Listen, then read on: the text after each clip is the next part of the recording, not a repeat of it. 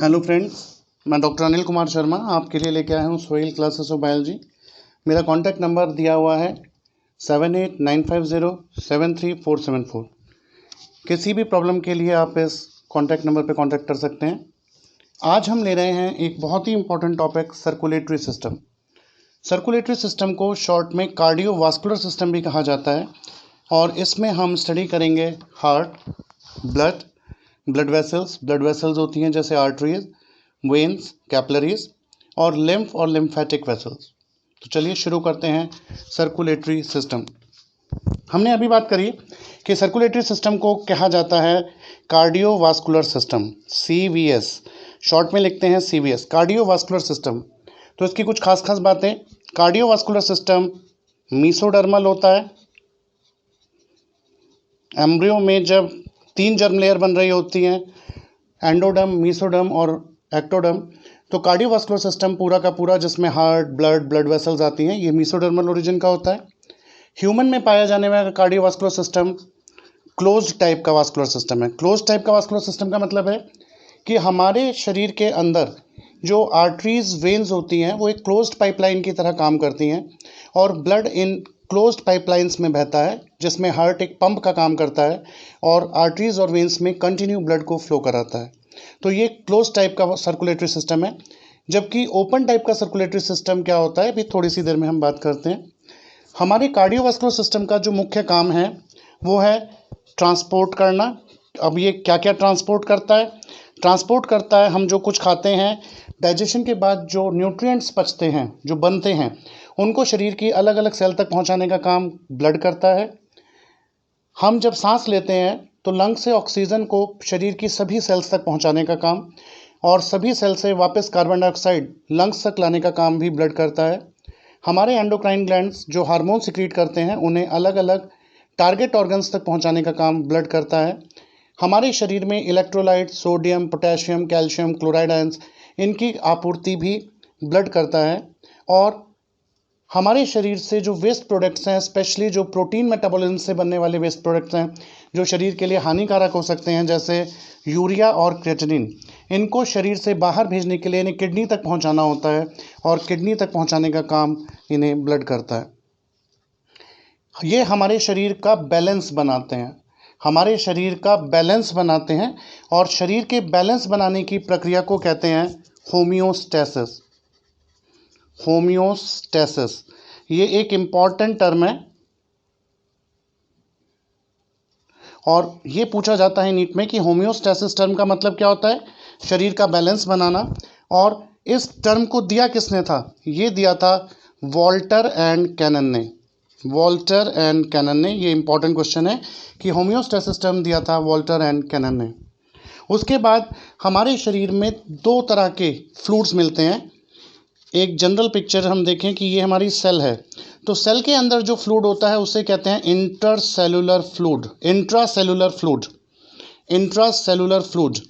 और इसके बाहर जो होता है, जैसे ब्लड वेसल्स में जो बह रहा है या इंटरस्टिशियम में जो है, उसको हम कहते हैं ECF, एक्स्ट्रा सेलुलर फ्लूइड। तो हम, यदि आपसे कोई पूछे कि कार्डियोवास्कुलर सिस्टम में जो हम ब्लड और लिम्फ पढ़ते हैं वो वास्तव में क्या होता है, तो ब्लड और लिम्फ वास्तव में एक्स्ट्रा सेलुलर फ्लूइड होते हैं, क्योंकि हम सेल के अंदर के फ्लूइड की बात नहीं कर रहे। क्लॉडे बर्नार्ड एक साइंटिस्ट थे। क्लॉडे बर्नार्ड ने इस ECF को इंटरनल एनवायरनमेंट ऑफ बॉडी या इंटीरियर मिल्यू कहा था। ये बहुत इंपॉर्टेंट क्वेश्चन है, कई बार पूछा जा चुका है कि ECF को इंटीरियर मिल्यू किसने कहा था? क्लॉडे बर्नार्ड ने। उसके बाद यदि हम बात करें कि ECF में आते क्या क्या हैं, एक्स्ट्रा सेलुलर फ्लूइड में आप किस किस चीज़ की स्टडी करेंगे, तो सबसे पहले तो ब्लड है। ब्लड बॉडी में लगभग 8% बॉडी वेट का पाया जाता है। किसी भी व्यक्ति का जितना बॉडी वेट होता है उसका लगभग 8% उसके शरीर में ब्लड होता है। दूसरा लिम्फ। तीसरा एक्वस ह्यूमर कहाँ पाया जाता है? आई के एंटीरियर चैम्बर में। CSF, सेरिब्रोस्पाइनल फ्लूइड, जो कि ब्रेन और स्पाइनल कॉर्ड के चारों तरफ एक शॉक एब्जॉर्बर का काम करता है। और चौथा है एंडोलिम्फ। एंडोलिम्फ। तो याद रखिएगा कि ये जो एंडोलिम्फ है ये इंटरनल ईयर में पाया जाता है। तो ये सारी की सारी चीज़ें, ये ब्लड, लिम्फ, एक्वस ह्यूमर और सीएसएफ ये और एंडोलिम्फ ये हमारे ईसीएफ का पार्ट होते हैं। शरीर में लगभग 20% बॉडी वेट का ईसीएफ होता है, जिसमें से 8% ब्लड होता है। अच्छा, ये क्वेश्चन भी अक्सर पूछा जाता है कि बॉडी में टोटल बॉडी वाटर कितना होता है। टोटल बॉडी वाटर होता है लगभग 70% ऑफ बॉडी वेट। हमारे शरीर में लगभग 70% पानी होता है। ठीक है। उसके बाद हार्ट की यदि हम बात करें या कार्डियोवास्कुलर सिस्टम की बात करें तो एक बिल्कुल छोटा सा आउटलाइन, ये हमारा हार्ट है। मैं ऑक्सीजनेटेड या प्योर ब्लड के लिए रेड कलर यूज़ करूँगा और डीऑक्सीजनेटेड के लिए मैं ब्लू यूज़ करूँगा, उसमें डिफरेंस थोड़ा देर में पढ़ेंगे। हार्ट से ब्लड लेके जाती हैं आर्टरीज, जो हार्ट से दूर लेके जाती हैं उन्हें कहते हैं आर्टरीज। आर्टरीज टिश्यू में जाके बदल जाती हैं कैपिलरीज में, और कैपिलरीज ये आर्टीरियोल्स, ये वेन्यूल्स, इन्हें कैपिलरीज कह रहे हैं, और ये वापस खून को लेके आ रही हैं हार्ट में। तो ये हैं हमारी वेन्स, ये हैं कैपिलरीज। तो इस तरीके से हमारा जो शरीर का ब्लड है वो एक क्लोज सिस्टम में सर्कुलेट करता रहता है। और जब यहाँ पे मान लीजिए कोई सेल है तो यहाँ से कैपिलरीज से छन छन के जो फ्लूइड आता है उसे टिश्यू फ्लूइड या लिम्फ कहते हैं, और इसी से सेल का कांटेक्ट होता है। तो इस तरीके से ये लगातार सर्कुलेशन में रहता है। अभी हमने थोड़ी देर पहले बात की थी कि कुछ लोअर एनिमल्स में ओपन सर्कुलेशन भी होता है। ओपन सर्कुलेशन क्या होता है? जैसे हम कॉकरोच की बात करें तो कॉकरोच में मान लीजिए ये कॉकरोच है और ये उसकी बॉडी है, तो कॉकरोच में क्लोज सर्कुलेशन नहीं होता, कोई आर्टरी, वेन, कैपिलरीज नाम की चीज़ नहीं होती। उसके शरीर में बड़े बड़े स्पेसेस होते हैं, ब्लड स्पेसेस होते हैं, जिन्हें साइनस कहते हैं। इन ब्लड स्पेसेस को कहते हैं साइनस। और साइनस के अंदर उनकी बॉडी में जो ब्लड होता है वो भरा होता है। इसलिए अच्छा, साइनस का जो डेवलपमेंट है वो ब्लास्टोसील से होता है। ये क्वेश्चन पूछा गया है कि साइनस का जो डेवलपमेंट है वो ब्लास्टोसील से होता है। उसके बाद इनके अंदर जो ये बॉडी फ्लूइड भरा है इसको हीमोलिम्फ कहते हैं, हीमोलिम्फ। और इसीलिए क्योंकि इनकी बॉडी में क्लोज सर्कुलेशन नहीं होता तो इनकी बॉडी कैविटी को हीमोसील कहते हैं, हीमोसील। तो ये तो बात थी हमारे ओपन सर्कुलेशन की। अब हम बात कर रहे हैं ह्यूमन हार्ट। इसको अच्छे से समझिए, बहुत ही इम्पॉर्टेंट है, क्योंकि आप हार्ट की फिजियोलॉजी तभी समझ पाएंगे जब आप हार्ट की एनाटॉमी समझेंगे। तो हम बात कर रहे हैं हार्ट।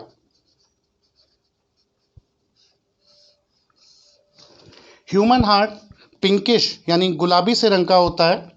ये एक कोनिकल, कोन के आकार की आकृति वाला है, मस्कुलर है, मसल से बना होता है, पल्सेटाइल है, इसमें धड़कन भी होती है, हॉलो ऑर्गन होता है क्योंकि इसमें ब्लड भरा रहता है, और इसका आकार किसी भी व्यक्ति के दिल का आकार उसकी बंद मुट्ठी, क्लोज्ड फिस्ट के बराबर होता है अप्रॉक्सीमेटली।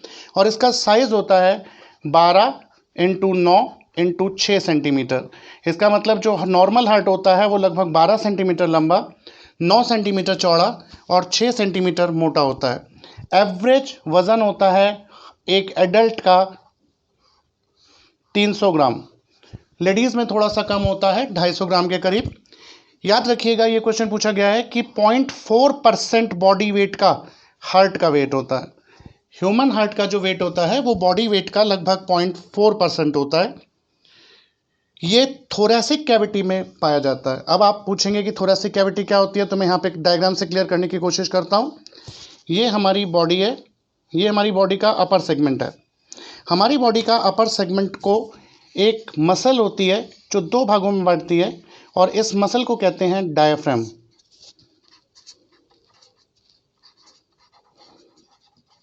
इस मसल को कहते हैं डायफ्राम। डायफ्राम से ऊपर ये जो कैविटी है ये हो गई थोरैक्स, और ये हो गया एब्डोमेन। हमारी जो थोरैसिक कैविटी है उसमें ये डायफ्राम है। हमारी थोरैसिक कैविटी में मुख्यतः जो ऑर्गन लाई करते हैं वो हैं लंग्स, ये ट्रैकिया, और इनके बीच में यहाँ होता है हार्ट, ये है हार्ट। तो इसका मतलब हार्ट के राइट और लेफ्ट साइड में क्या होता है? लंग्स, राइट में राइट लंग, लेफ्ट में लेफ्ट लंग। हार्ट के आगे क्या होता है? हमारी जो चेस्ट बोन होती है जिसे स्टर्नम कहते हैं, आगे स्टर्नम है और पीछे थोरैसिक वर्टिब्रा है। और जिस कैविटी में ये बंद है या जिस स्पेस में ये है, यानी दोनों लंग्स के बीच और हमारी चेस्ट बोन के बीच में जो स्पेस है, उस स्पेस को कहते हैं मीडियास्टिनम।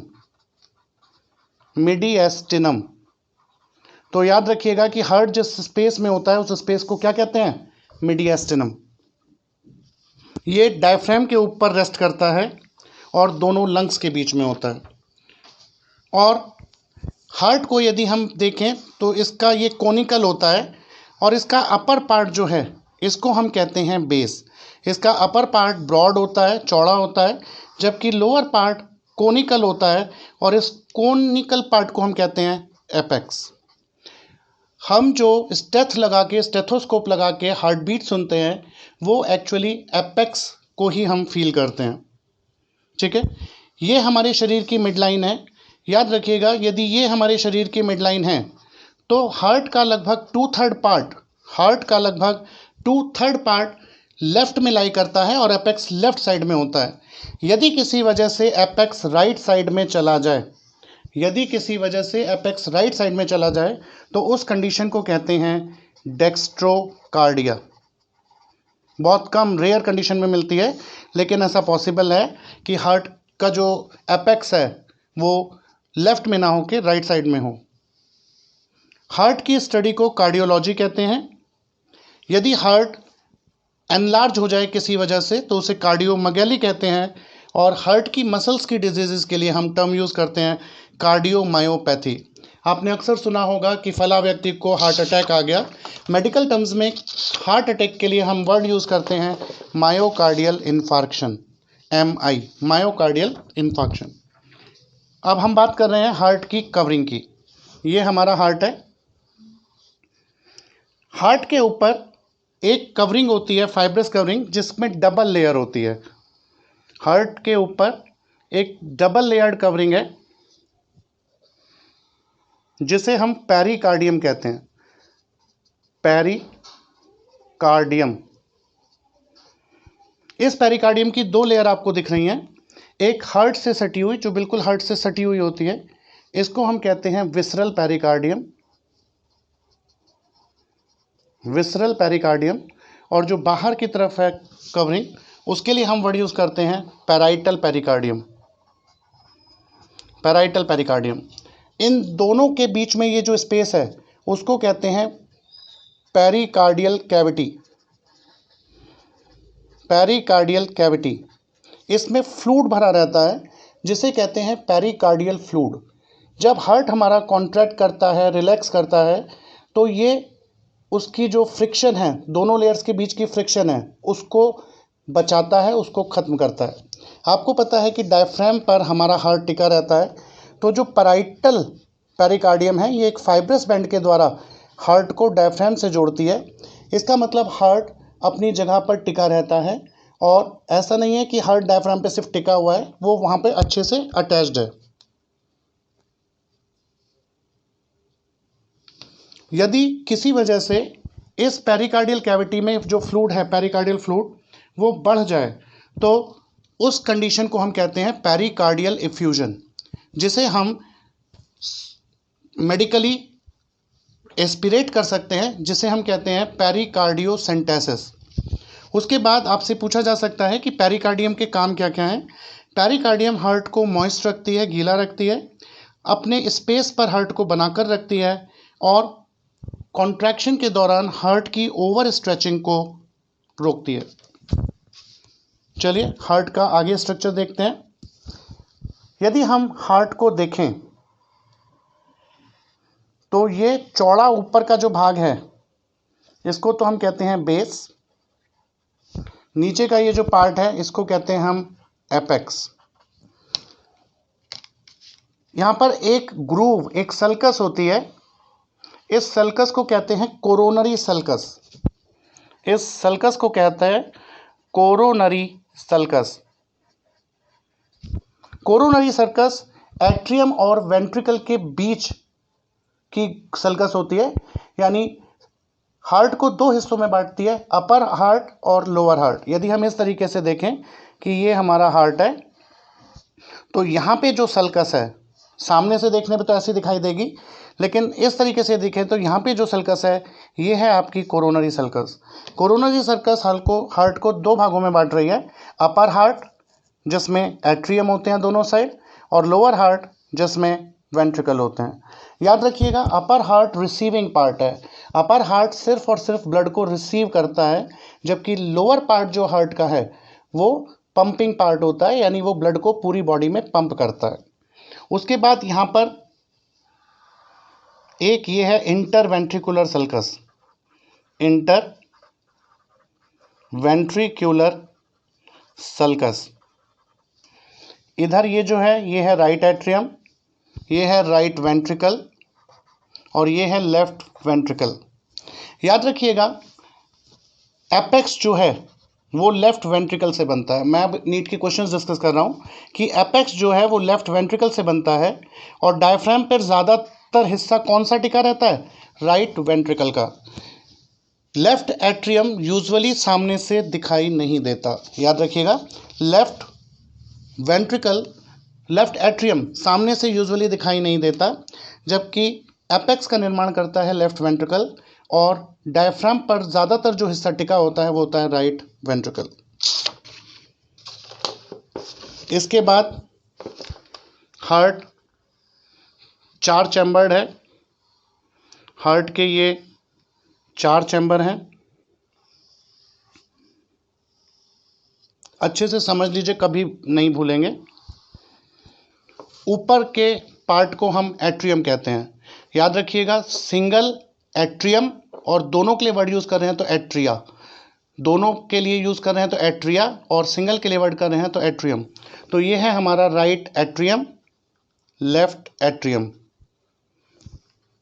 इन दोनों के बीच में ये जो पार्टीशन है, दीवार है, इसको बोल रहे हैं inter atrial septum. This is inter atrial septum. दोनों वेंट्रिकल यानी राइट वेंट्रिकल, लेफ्ट वेंट्रिकल, दोनों के बीच में जो सेप्टम है ये है inter ventricular septum. Inter ventricular septum. Right atrium में इंटर एट्रियल सेप्टम में एक छोटा सा गड्ढा, डिप्रेशन होता है, जिसे हम फोसा ओवेलिस कहते हैं। इसको कहा जाता है फोसा ओवेलिस। याद रखिए, ये फोसा ओवेलिस जब बच्चा माँ के पेट में होता है, यानी एम्ब्रियोनिक स्टेज में होता है, फीटल स्टेज में होता है, तो वहाँ पर एक होल होता है जिसे फोरामेन ओवेल कहते हैं। फोरामेन ओवेल कहते हैं, और ये फोरामेन ओवेल बर्थ के समय बंद हो जाता है, और वहाँ पर एक डिप्रेशन रह जाता है जिसे फोसा ओवेलिस कहते हैं। उसके बाद राइट साइड में, राइट एट्रियम और राइट वेंट्रिकल के बीच में एक वॉल्व होता है जिसमें 3 कस्प होते हैं, इसलिए इसे ट्राइकस्पिड वॉल्व कहते हैं। जबकि लेफ्ट साइड में, लेफ्ट एट्रियम और लेफ्ट वेंट्रिकल के बीच में 2 कस्प वाला एक वॉल्व होता है जिसे बाइकस्पिड वॉल्व, या बाइकस्पिड वॉल्व से भी ज़्यादा इंपॉर्टेंटली इसको कहते हैं mitral valve. This is mitral valve.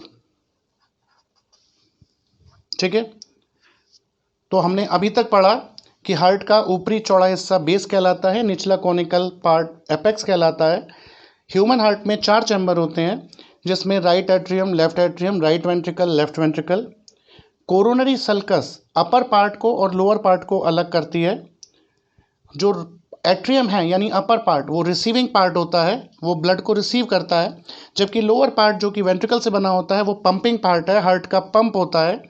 और दोनों एट्रियम में, ईच एट्रियम में एक पाउच लाइक एक्सटेंशन होता है जिसे ऑरिकल कहते हैं। ऑरिकल नॉर्मली दिखाई नहीं देते। हार्ट में 3 लेयर्स होती हैं। यदि हम हार्ट को काट के देखें तो इसमें 3 लेयर्स हैं। सबसे अंदर, ये जो सबसे अंदर की लेयर है इसको कहते हैं endocardium. What is this? This is endocardium. Endocardium heart की पूरे हार्ट को कवर करती है, वॉल्स पे, कैविटीज़ में पूरे को कवर करती है। और ये एओर्टा और ग्रेट वेसल्स यानी पल्मोनरी आर्टरी, पल्मोनरी वेन्स की एंडोथीलियम के साथ कंटिन्यूएशन में होती है।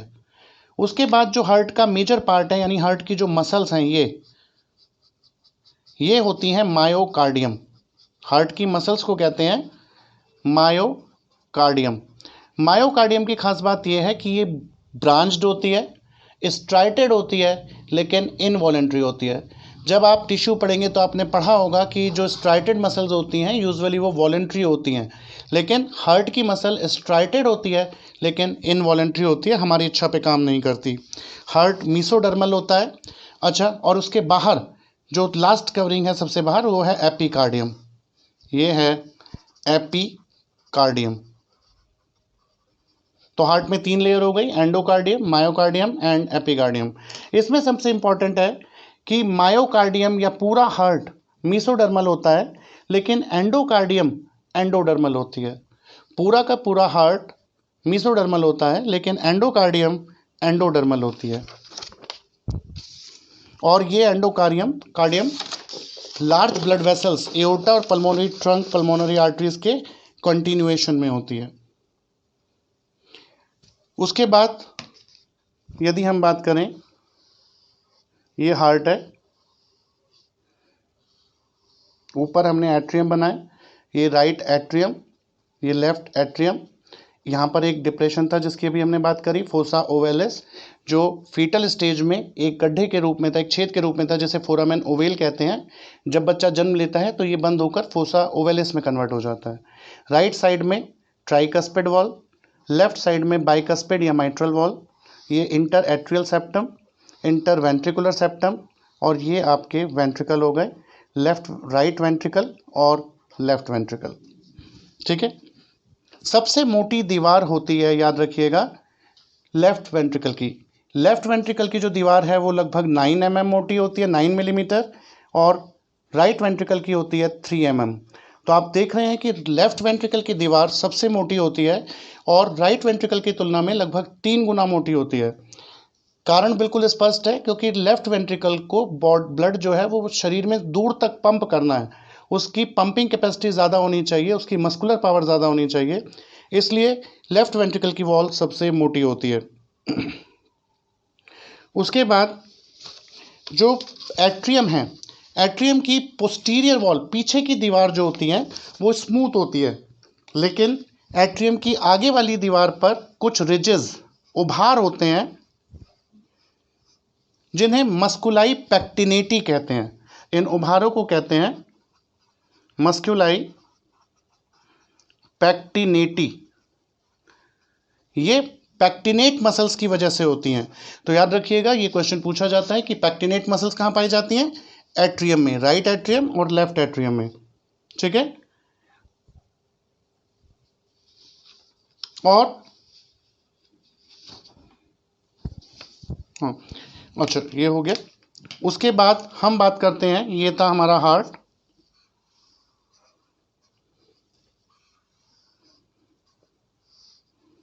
ये वेंट्रिकल्स हो गए। अब हम कौन सा चैम्बर कहाँ से ब्लड रिसीव करता है?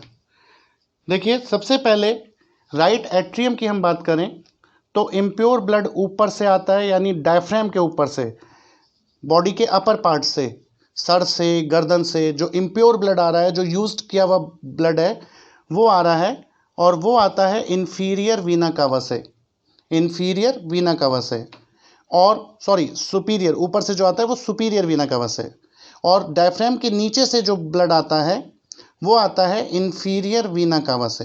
कहाँ से आता है? इन्फीरियर वीना कावा से। सुपीरियर वीना कावा जिस जगह खुलती है उस पर कोई वॉल्व नहीं होता, यहाँ पे कोई वॉल्व नहीं होता, लेकिन इन्फीरियर वीना कावा की ओपनिंग पर एक वॉल्व होता है जिसे कहते हैं यूस्टेचियन वॉल्व, यूस्टेचियन वॉल्व। तो याद रखिए, यूस्टेचियन वॉल्व कहाँ पर होता है? यूस्टेचियन वॉल्व होता है आपके इन्फीरियर वीना कावा की ओपनिंग पर। उसके बाद 4 पल्मोनरी वेन्स। तो पहला क्वेश्चन तो ये हो गया कि ह्यूमन में कितनी पल्मोनरी वेन होती हैं? 4, 1 2 3 4। 4 पल्मोनरी वेन ब्लड लेके आती हैं कहाँ पर? लेफ्ट एट्रियम में। और कहाँ से लेकर आती हैं? नाम से क्लियर हो रहा है, पल्मोनरी। इसका मतलब ये ब्लड कहाँ से लेकर आ रही हैं? लंग से। ये आती हैं। तो अच्छा, इसके बाद एक इम्पॉर्टेंट चीज़ और यहाँ पे रह गई थी कि जो हमारा ये था फोसा ओवेलिस, इसके जस्ट नीचे एक ओपनिंग होती है कोरोनरी साइनस की। कोरोनरी साइनस की कोरोनरी साइनस के ऊपर एक वॉल्व होता है जिसे कहते हैं थ्रिबेसियन वॉल्व। थ्रिबेसियन वॉल्व, ठीक है। उसके बाद ये हमारा right atrium, tricuspid valve, left atrium, bicuspid valve, right ventricle, left ventricle जिसमें सबसे मोटी दीवार है। यहाँ पे इन सुपीरियर वीना कावा से ऊपर से ब्लड आया ब्रेन की तरफ से, लोअर लिम्ब से आया इंफीरियर वीना कावा से। यहाँ पर एक डिप्रेशन था जिसे हमने कहा फोसा ओवेलिस, जो फोरामेन ओवेल के बंद होने से बनता है।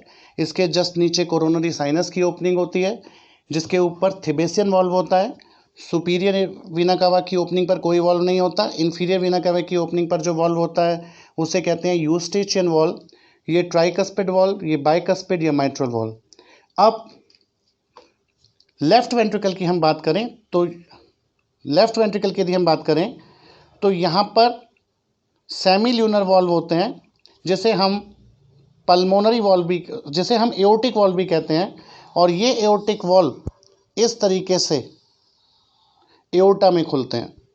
ये है एओर्टिक वॉल्व, ये है aortic valve. Aortic valve aorta की ओपनिंग पर होते हैं और इसमें 3 कस्प होते हैं और तीनों कस्प जो होते हैं वो आधे चांद के आकार के होते हैं इस तरीके से, इसलिए इन्हें सेमी ल्यूनर वॉल्व्स भी कहते हैं। इसलिए इन्हें सेमी ल्यूनर वॉल्व भी कहते हैं। और राइट वेंट्रिकल की हम बात करें तो यहाँ पे पल्मोनरी ट्रंक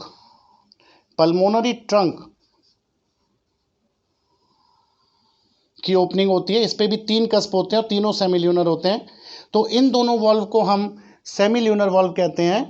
तो सेमी ल्यूनर वॉल्व कौन कौन से हो गए? एओर्टिक जो कि लेफ्ट वेंट्रिकल में होता है, और पल्मोनरी वॉल्व जो कि सेमी ल्यूनर तो है लेकिन राइट एट्रियम में होता है। ये है आपका पल्मोनरी वॉल्व।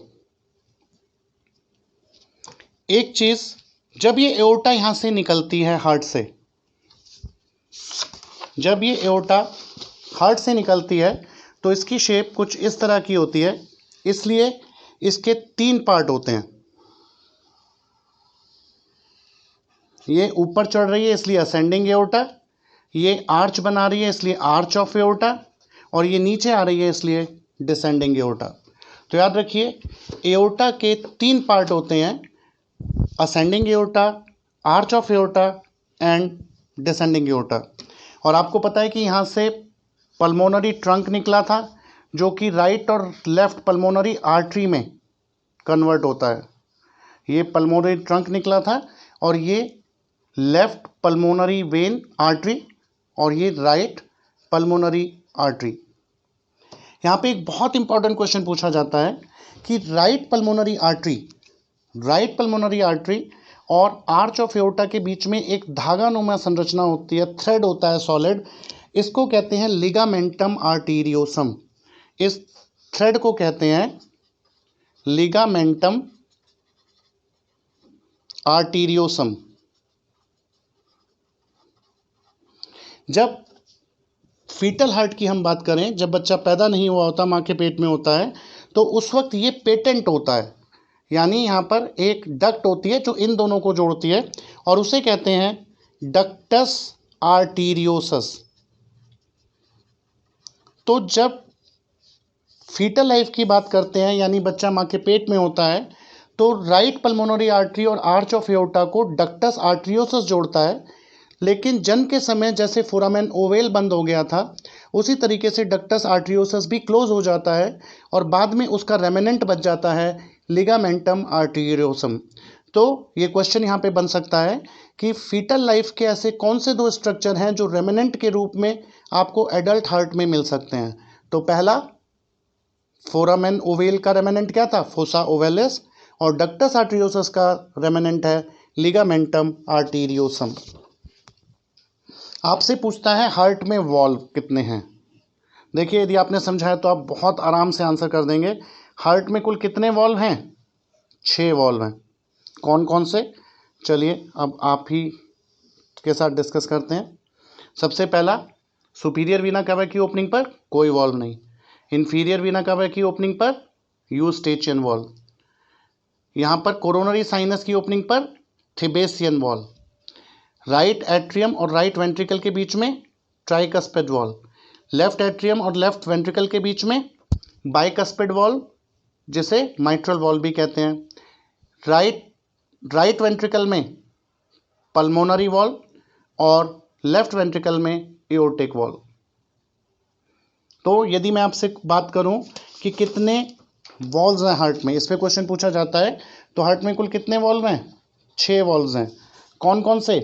एक एट्रियम और वेंट्रिकल के बीच में, एट्रियम और वेंट्रिकल के बीच में क्या होता है उसे कहते हैं एट्रियो वेंट्रिकुलर यानी एवी वॉल्व्स।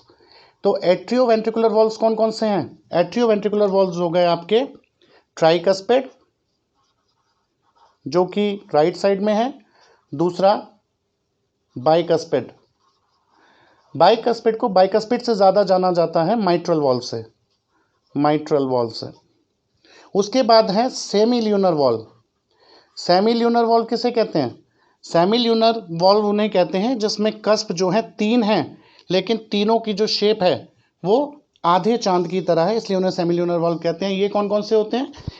ये होते हैं पल्मोनरी वॉल्व, जो पल्मोनरी ट्रंक के मुंह पर होता है, और एओर्टिक वॉल्व, जो एओर्टा के ओपनिंग पर होता है। और इसके अलावा ये तो 4 हुए, अभी 2 और रह गए। कौन कौन से? थिबेसियन वॉल्व, जो कि कोरोनरी साइनस की ओपनिंग पर होता है, और यूस्टेचियन वॉल्व, जो कि किस पर होता है? यूस्टेचियन वॉल्व इंफीरियर वीना कावा की ओपनिंग पर होता है। ठीक है। उसके बाद हमने ये पढ़ा था कि यहाँ पर तो पैक्टिनेट मसल्स होती हैं एट्रियम में, लेकिन वेंट्रिकल की मसल्स भी जो इसकी वॉल को मोटा बनाती हैं, और याद रखिएगा कि लेफ्ट वेंट्रिकल सबसे मोटा होता है। इन मसल्स को कहते हैं पैपिलरी मसल्स, पैपिलरी मसल्स। तो 2 इंपॉर्टेंट क्वेश्चन हो गए कि पैक्टिनेट मसल्स कहाँ होती हैं। पैक्टिनेट मसल्स एट्रियम में होती हैं, जबकि पैपिलरी मसल्स वेंट्रिकल्स में होती हैं। और क्योंकि वॉल सबसे मोटी लेफ्ट वेंट्रिकल की होती है, इसलिए उसकी कैविटी सबसे शैलो होती है। तो सबसे शैलो जो कैविटी मिलेगी वो आपको कहाँ मिलेगी? लेफ्ट वेंट्रिकल में। अब हम एक बात कर रहे हैं conducting system of heart. Conducting system of heart, heart का कंडक्टिंग सिस्टम। हार्ट 2 तरह के होते हैं, एक न्यूरोजेनिक और एक मायोजेनिक। याद रखिएगा, न्यूरोजेनिक हार्ट उसे कहते हैं जो हार्ट की धड़कन या बीट होती है, यदि वो ब्रेन कंट्रोल करता है, नर्वस सिस्टम कंट्रोल करता है, तो ऐसे हार्ट को न्यूरोजेनिक हार्ट कहते हैं। हमारा हार्ट न्यूरोजेनिक नहीं होता, क्योंकि यदि हार्ट की सारी नर्व्स को काट भी दिया जाए तो भी ह्यूमन हार्ट कंटिन्यूअसली बीटिंग करता रहता है, धड़कता रहता है। हमारे हार्ट की जो धड़कन है वो हार्ट के अंदर ही स्पेशलाइज्ड टिश्यू से उत्पन्न होती है, और ऐसे हार्ट को कहते हैं मायोजेनिक हार्ट। तो आपसे कोई पूछे कि ह्यूमन हार्ट कैसा है? ह्यूमन हार्ट है मायोजेनिक हार्ट। मायोजेनिक हार्ट का मतलब है कि हमारे हार्ट की जो धड़कन है, दिल की धड़कन है, वो दिल के अंदर ही उत्पन्न हो रही है। अब एक बार इसको समझने के लिए मैं फिर से हार्ट का डायग्राम आपके सामने बना रहा हूँ।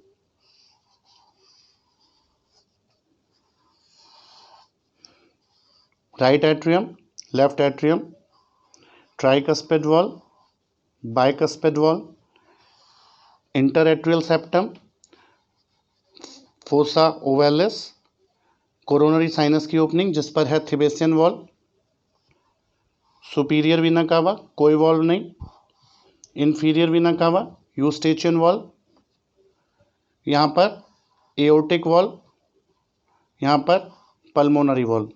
ठीक है। और यहाँ पर हमने ये बात की थी कि ये जो वॉल है ये काफ़ी मोटी है इस साइड की, ये पैपिलरी मसल्स हैं। यहाँ पर होती हैं पैक्टिनेट मसल्स और यहाँ पर होती हैं पैपिलरी मसल्स। अब सुपीरियर वीना कावा जहाँ खुलती है उसके जस्ट नीचे एक नोड होता है।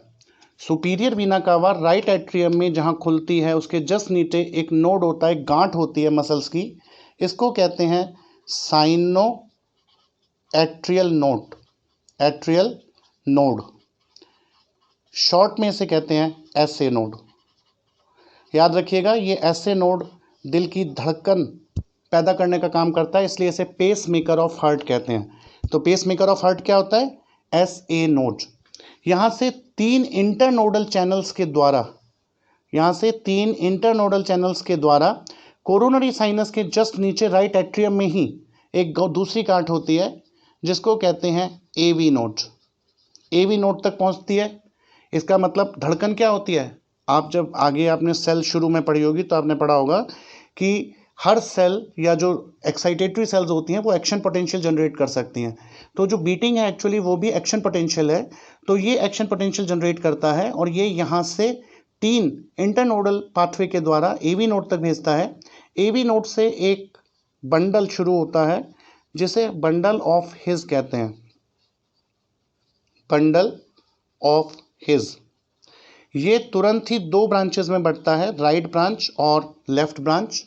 और वहाँ से पतले नर्व फाइबर्स पूरे वॉल में फैल जाते हैं, पूरे हार्ट की वॉल में फैल जाते हैं और हार्ट की वॉल को कॉन्ट्रैक्ट करने के लिए स्टिमुलेट करते हैं। और इन पतले फाइबर्स को कहते हैं परकिंजे फाइबर्स, परकिंजे फाइबर्स। तो ये complete conducting system of heart है। Complete conducting system of heart में क्या क्या है? एसए नोड जो कि सुपीरियर वीना कावा के जस्ट नीचे होता है, एवी नोड कोरोनरी साइनस की ओपनिंग के नीचे होता है, लेकिन ये दोनों होते कहाँ पर हैं? राइट एट्रियम में, ठीक है। वहाँ से बंडल ऑफ हिज और बंडल ऑफ हिज से परकिंजे फाइबर्स पूरे में फैल जाते हैं। ऐसे नोड को साइनो एट्रियल नोड कहते हैं। ये कॉम्पैक्ट मास होता है, सेल्फ एक्साइटेटरी है और सुपीरियर वीना कावे की ओपनिंग के नीचे है और ये लगभग 70 से 75 बीट्स पर मिनट, 70 से 75 बीट्स पर मिनट की रफ्तार से हार्ट बीट पैदा करता है, इसलिए इसे पेस मेकर ऑफ हार्ट कहते हैं। ऐसे नोड को पेस मेकर ऑफ हार्ट कहते हैं। एवी नोड राइट एट्रियम में होता है, कोरोनरी साइनस की ओपनिंग के नीचे होता है। ऐसे नोड से थोड़ा छोटा होता है और ऐसे नोड से बीट रिसीव करता है। यदि किसी वजह से ऐसे नोड काम करना बंद कर दे तो एवी नोड भी एक्साइटेटरी होता है, लेकिन ये 40 से 50 बीट पर मिनट की दर से धड़कता है। किसी वजह से एवी नोड भी काम कर दें तो बंडल ऑफ हिज भी सेल्फ एक्साइटेटरी है और परकिंजे फाइबर भी, लेकिन ये जो बीट उत्पन्न कर सकते हैं वो बहुत कम, 20 से 30 पर मिनट की क्षमता से ही बीटिंग कर सकते हैं, लेकिन इतनी कम रेट पर हमारा काम नहीं चलेगा, इसलिए हमें आर्टिफिशियल पेस मेकर लगवाना पड़ेगा, ठीक है। और यहाँ तक एक बार हम जल्दी से रिवाइज कर लेते हैं, हमने काफ़ी पढ़ लिया है तो जल्दी से मैं एक बार आपको दोबारा से रिवाइज करवा देता हूँ। चलिए देखिए, हाँ जी देखिए, कार्डियोवास्कुलर सिस्टम आज हमने लिया है। कार्डियोवास्कुलर सिस्टम हम एक क्विक रिवीजन कर ले रहे हैं। कार्डियोवास्कुलर सिस्टम मेसोडर्मल होता है। ह्यूमन में पाया जाने वाला वास्कुलर सिस्टम क्लोज्ड है क्योंकि ब्लड इधर उधर फैलता नहीं है, क्लोज्ड पाइपलाइन में चलता है, आर्टरी, वेन्स और कैपिलरीज में। हमारे कार्डियोवास्कुलर सिस्टम का एक बहुत बड़ा रोल है कि वो हमारे शरीर के बैलेंस को बनाता है, जैसे होम्योस्टैसिस कहते हैं। Term homeostasis Walter and Cannon ने दिया था। और ब्लड ईसीएफ का पार्ट है, एक्स्ट्रा सेलुलर फ्लूइड का पार्ट है, जिसे इंटरनल एनवायरनमेंट ऑफ बॉडी कहते हैं। और क्लॉडे बर्नार्ड ने इसे मिलियो इंटीरियर कहा था। ये हार्ट है जिसकी कंपैरिजन हम पंप से कर सकते हैं, वेसल्स को हम पाइप के लाइन के द्वारा कंपेयर कर सकते हैं, और ब्लड जैसे किसी मोटर के द्वारा पानी को पाइपलाइन में भेजा जाता है, उसी तरह हार्ट के द्वारा ब्लड को पंप किया जाता है। ईसीएफ में आता है blood, lymph, aqueous humour, CSF और एंडोलिम्फ। नॉर्मली एपेक्स जो होता है वो लेफ्ट साइड में होता है, लेकिन यदि ये राइट साइड में हो जाए तो उस कंडीशन को कहते हैं डेक्स्ट्रोकार्डिया। रेयर है लेकिन पाई जाती है। उसके बाद ये डायफ्राम हमारी अपर सेगमेंट को दो भागों में बांटता है, थोरैक्स और एब्डोमेन। थोरैक्स में मेनली लंग्स होते हैं और लंग्स के बीच में जो स्पेस होता है उसे कहते हैं मीडियास्टिनम। हार्ट मीडियास्टिनम में लाई करता है। हार्ट के चारों तरफ एक कवरिंग होती है पेरिकार्डियम, और वो पेरिकार्डियम का निचला हिस्सा फाइब्रस बैंड के द्वारा उसे डायफ्राम से बांध के रखता है। हार्ट में 3 लेयर्स होती हैं। सबसे अंदर एंडोकार्डियम, और ये एंडोकार्डियम हार्ट को पूरी तरह से कवर करती है और aorta, pulmonary trunk, pulmonary vessels के साथ कंटिन्यू करती है। हार्ट का जो मसल्स हैं उन्हें कहते हैं मायोकार्डियम, और सबसे अंदर, सबसे ऊपर या बाहर जो होता है उसे कहते हैं एपिकार्डियम। इसमें एक इम्पॉर्टेंट चीज़ ये है कि पूरा का पूरा हार्ट मीसोडर्मल होता है, लेकिन एंडोकार्डियम जो है वो एंडोडर्मल ओरिजिन की होती है। हार्ट का ऊपरी चौड़ा भाग बेस कहलाता है, निचला कॉनिकल पार्ट एपेक्स कहलाता है। हार्ट के चारों तरफ एक डबल लेयर्ड मेम्ब्रेन होती है जिसको पेरिकार्डियम कहते हैं। पेरिकार्डियम के 2 पार्ट होते हैं। जो हार्ट से जस्ट सटी रहती है उसे विसरल पेरिकार्डियम, और बाहरी परत को पैराइटल पेरिकार्डियम कहते हैं। इसके बीच में एक बहुत ही कम मात्रा में फ्लूइड पाया जाता है जिसे पेरिकार्डियल फ्लूइड कहते हैं। इसका काम होता है हार्ट को फ्रिक्शन से बचाना। जब वो कॉन्ट्रैक्ट करता है तो उसको फ्रिक्शन से बचाना, और यदि किसी वजह से ये फ्लूइड बढ़ जाए तो उसे पेरिकार्डियल इफ्यूजन कहते हैं। नॉर्मली एपेक्स जो है वो लेफ्ट साइड में होता है, लेकिन किसी वजह से यदि ये राइट साइड में हो जाए तो उसे डेक्स्ट्रोकार्डिया कहते हैं। ये हार्ट है, ह्यूमन हार्ट, जो सामने से देखने पे दिखता है। हम जानते हैं कि ह्यूमन हार्ट में 4 चैम्बर होते हैं, ऊपर वाले एट्रियम, नीचे वाले वेंट्रिकल्स। एट्रियम और वेंट्रिकल को जो अलग करती हुई सल्कस है उसे कोरोनरी सल्कस कहते हैं, जो हार्ट को 2 भागों में बांटती है, अपर और लोअर। सामने से देखने पर आपको लेफ्ट एट्रियम दिखाई नहीं देता। जो डायफ्राम पर टिका हुआ ज़्यादातर हिस्सा है वो राइट वेंट्रिकल से बनता है, जबकि एपेक्स लेफ्ट वेंट्रिकल से बनता है। कुछ पाउच लाइक एक्सटेंशंस होते हैं दोनों एट्रिया में, जिन्हें ऑरिकल्स कहते हैं, जो नॉर्मली बाहर से दिखाई नहीं देते। ये इंटरनल स्ट्रक्चर है। हार्ट में 4 चैम्बर हैं, right atrium, left atrium, right ventricle और लेफ्ट वेंट्रिकल। सबसे मोटी वॉल होती है लेफ्ट वेंट्रिकल की 9 mm, राइट वेंट्रिकल की होती है 3 mm। लेफ्ट वेंट्रिकल की वॉल मोटा होने का कारण है क्योंकि इसको सबसे दूर ब्लड पंप करना होता है। राइट और लेफ्ट एट्रियम के बीच में जो सेप्टम है उसे इंटर एट्रियल सेप्टम कहते हैं। यहाँ पर एक डिप्रेशन होता है जिसे फोसा ओवेलिस कहते हैं। फीटल लाइफ में जब बच्चा माँ के पेट में होता है तो यहाँ पर एक होल होता है जो राइट और लेफ्ट एट्रियम को जोड़ता है, जिसे फोरामेन ओवेल कहते हैं।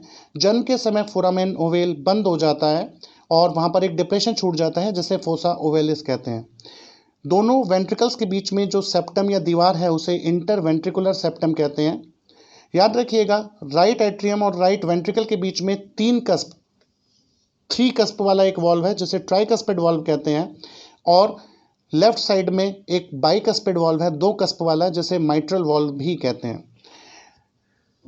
एट्रियम की वॉल्स अंदर से खुरदुरी दिखाई देती हैं, और वो जो रिजेस जो होती हैं वो पैक्टिनेट मसल से बनी होती हैं, जबकि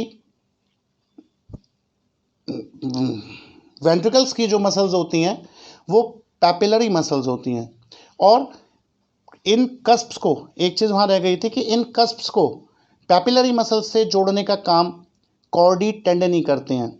जब हम आगे इसको पढ़ेंगे कि इसकी फंक्शनिंग क्या है तो आपको बहुत अच्छे से समझ में आ जाएगा कि इसकी ये जो है कॉर्डी टेंडनी, ये इन कस्प को पलटने से रोकते हैं, वॉल्व को पलटने से रोकते हैं। ये है कॉर्डी टेंडनी। ऊपर से यानी अपर पार्ट से ब्लड लेके आती है impure blood superior vena cava. निचले पार्ट से इम्प्योर ब्लड आता है इन्फीरियर वेना कावा के द्वारा। सुपीरियर वेना कावा की ओपनिंग पर कोई वॉल्व नहीं होता, इन्फीरियर वेना कावा पर होता है यूस्टेचियन वॉल्व। फोरामेन ओवेल या फोसा ओवेलिस के जस्ट नीचे कोरोनरी साइनस होता है जिसकी ओपनिंग पर होता है थिबेसियन वॉल्व। लेफ्ट एट्रियम में 4 पल्मोनरी वेन्स खुलती हैं जो कि ब्लड लेके आती हैं। सबसे मोटी दीवार होती है आपकी लेफ्ट वेंट्रिकल की, राइट वेंट्रिकल से 3 गुना मोटी, और ये जो मसल्स होती हैं ये पैपिलरी मसल्स होती हैं। अपर और लोअर हार्ट को अलग करने का काम कोरोनरी सल्कस कहती है, और इसी को स्केलेटन ऑफ हार्ट भी कहते हैं। वेंट्रिकल्स में, दोनों वेंट्रिकल्स में अलग अलग एक एक वाल्व होता है जिन्हें एओर्टिक और पल्मोनरी वाल्व कहते हैं, क्योंकि दोनों ही वाल्व में आधे चांद के आकार के तीन तीन कस्प होते हैं, इसलिए इन्हें सेमी ल्यूनर वाल्व भी कहते हैं। एओर्टा इस तरीके से टर्न लेती है जबकि पल्मोनरी ट्रंक इधर से टर्न लेता है। एओर्टा के तीन पार्ट होते हैं, ascending aorta, arch of aorta और descending aorta. Arch of aorta और राइट पल्मोनरी आर्टरी के बीच में एक कनेक्शन होता है, धागे से बंधे रहते हैं जिसे कहते हैं लिगामेंटम आर्टेरियोसम। लेकिन फीटल लाइफ में ये पेटेंट होता है, दोनों को जोड़ता है, उसे कहते हैं डक्टस आर्टेरियोसस या डक्टस बेटुलाई। डक्टस बेटुलाई जन्म के बाद बंद हो जाता है और उसकी जगह रह जाता है लिगामेंटम आर्टेरियोसम। और ये कंडक्टिंग सिस्टम ऑफ हार्ट है। ऐसे नोड जो कि सुपीरियर वीना कावा की ओपनिंग के नीचे है, यहाँ से 3 प्रेफरेंशियल चैनल या इंटरनोडल पाथवे के द्वारा AV node, bundle of His जो कि 2 ब्रांचेस में बढ़ता है, राइट और लेफ्ट, और वहाँ से परकिंजे फाइबर। ऐसे नोड को पेस मेकर ऑफ हार्ट कहते हैं क्योंकि ये 70 से 75 बीट्स पर मिनट की दर से धड़क सकता है। एवी नोड 40 से 50, लेकिन उसके बाद भी इनमें सेल्फ एक्साइटेशन तो होता है, लेकिन ये रेट इतना ज़्यादा नहीं होता कि हार्ट के काम को सस्टेन कर सके। इसलिए यदि ऐसे नोड या एवी नोड में प्रॉब्लम है तो आपको आर्टिफिशियल पेसमेकर लगवाना ही पड़ता है। तो आज हमने हार्ट की एनाटॉमी पढ़ी है। नेक्स्ट क्लास में मैं आपके लिए लेके आऊँगा कार्डियक साइकिल, हार्ट की फंक्शनिंग और ईसीजी। तो मैं उम्मीद करता हूँ कि आपको कुछ समझ में आया होगा। इससे रिलेटेड नीट के क्वेश्चंस लगाइएगा। कोई भी प्रॉब्लम आने पर आप मुझे मेरे नंबर पर कांटेक्ट कर सकते हैं और जल्दी मिलते हैं नेक्स्ट क्लास में। Thank you.